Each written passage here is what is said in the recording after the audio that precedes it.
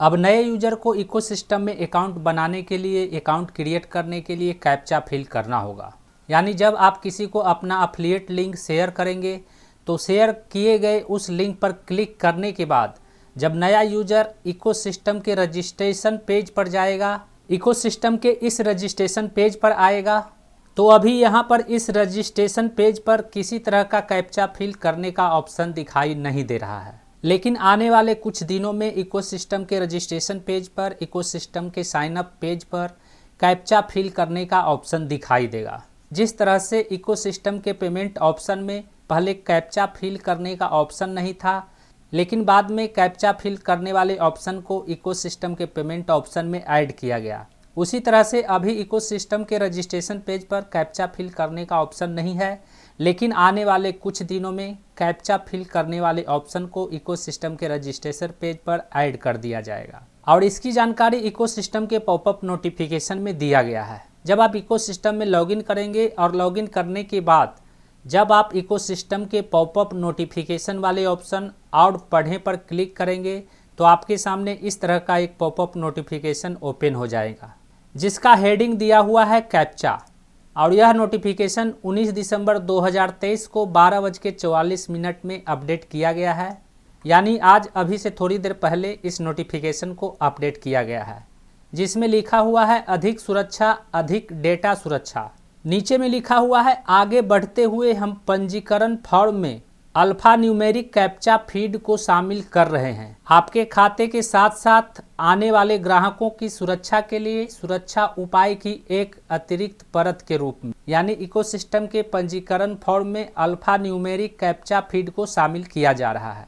Ecosystem का पंजीकरण form का मतलब है इकोसिस्टम का साइन अप पेज, इकोसिस्टम का रजिस्ट्रेशन पेज, जहां से नए यूजर इकोसिस्टम में अपना अकाउंट क्रिएट करते हैं। और यह कैप्चा फीड आने वाले नए ग्राहकों की सुरक्षा के लिए ऐड किया जा रहा है, शामिल किया जा रहा है। नीचे में लिखा हुआ है आपसे किसी कार्रवाई की आवश्यकता नहीं है, बस आपको सूचित रखने के लिए नया टॉप बन रहा है। यानी इकोसिस्टम के साइन अप पेज पर जो अल्फा न्यूमेरिक कैप्चा फीड को ऐड किया जाएगा, उसे शामिल किया जाएगा, तो इसके लिए आपको कुछ करने की ज़रूरत नहीं है। आपको बस इस अपडेट की जानकारी देने के लिए आपको सूचित किया जा रहा है, आपको कुछ करने की ज़रूरत नहीं है। इकोसिस्टम के पंजीकरण पेज पर कैप्चा फीड का ऑप्शन ऐड होने के बाद अब नए यूजर को अपना डिटेल के साथ कैप्चा को भी भरना होगा। उसके बाद ही वे इकोसिस्टम में अपना अकाउंट क्रिएट कर पाएंगे, इकोसिस्टम में रजिस्ट्रेशन कर पाएंगे।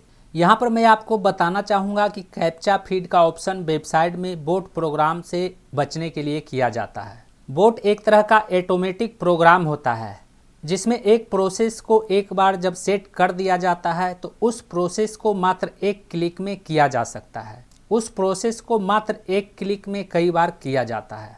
इसलिए इस बोट प्रोग्राम से बचने के लिए वेबसाइट में कैप्चा फीड का ऑप्शन को ऐड किया जाता है।